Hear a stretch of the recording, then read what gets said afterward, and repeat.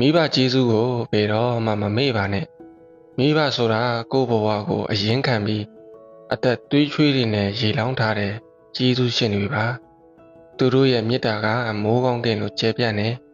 သမုတ်တရားလိုနှက်ဆိုင်ပြီးမြေကြီးလိုမပြတ်တည်မြဲပါတယ်ဒီမေတ္တာတွေကိုဘယ်တော့မှမမေ့သင့်ပါဘူးမိဘကျေးဇူးဆိုတာပြန်ဆမကုန်နိုင်တဲ့အကျွေးတည့်ရဆက်အသက်ပေးခဲ့တဲ့ကျေးဇူးမိဘတွေဟာသားသမီးတွေအတွက်ဆိုအေးအေးပြက်ခံပြီးနှင်းညမရွေးစောင့်ရှောက်ခဲ့ကြတယ်။နေစဉ်ကဖျားနာတိုင်းမိဘတွေရဲ့မျက်ရည်နဲ့ပူညို့ခံခဲ့ရတယ်။နေ့ဆက်ဘဝလန်းခင်းပေးခဲ့တဲ့ကျေးဇူးပညာရေးလူမှုရေးစီးပွားရေးအားလုံးအတွက်မိဘတွေရဲ့အနွမ်းနာခံမှုတွေရဲ့နောက်ွယ်မှာရှိခဲ့ပါတယ်။သုံးဆက်အပြုံးမပြတ်ပဲအားပေးခဲ့တဲ့ကျေးဇူးကြာရှုံးတဲ့အခါနှစ်သိမ့်ပေးတာအောင်မြင်တဲ့အခါဝမ်းသာပျော်ရွှင်တာအားလုံးကမိဘရဲ့မေတ္တာတွေပါပဲဒါကြောင့်မိဘတွေနဲ့အတူရှိနေတဲ့အရှိန်ကိုတန်ဖိုးထားပါ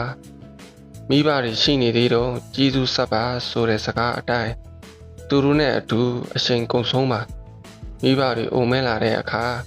သူတို့ရဲ့လိုအပ်ချက်ကိုနားလည်ပြီးဂရုစိုက်ပါမိဘတွေနဲ့အတွေ့အိမ်မက်ဆန္ဒလေးတွေကိုအကောင့်ထဲပေါ်ပေးဖို့ကြိုးစားပါမိဘကျေးဇူးကိုတတိယပါမိဘတွေရဲ့စကားတခွန်းဟာဘဝအတွက်လမ်းညွှန်ဖြစ်တယ်မိဘတွေရဲ့ဆူတောင်းတိုင်းဟာသားသမီးရဲ့အတွက်ပါပဲမိဘတွေမရှိတော့မှကျေးဇူးတည်တတ်လာရင်နောက်ကျသွားပါလိမ့်မယ်မိဘကျေးဇူးကိုဘယ်တော့မှမမေ့ပါနဲ့မိဘမေတ္တာကသင်မမြင်ရတဲ့နေရာတိုင်းမှာသင်ကိုအကာအကွယ်ပေးနေပါတယ်